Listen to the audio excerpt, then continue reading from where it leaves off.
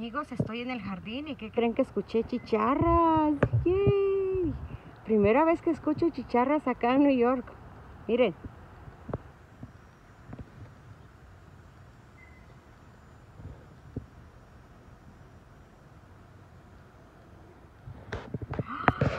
Eso lo escuchaba solamente en el rancho.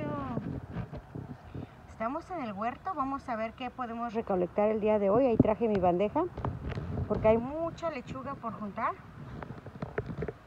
Vamos a prepararnos una rica ensalada de todo lo verde que tenemos por acá.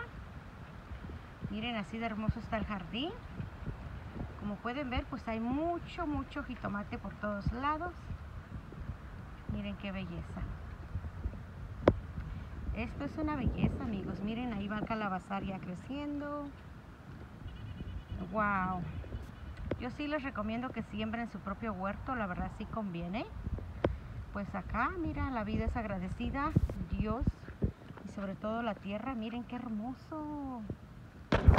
Miren, los tomates no vienen de uno, vienen de 6 y de racimos, miren.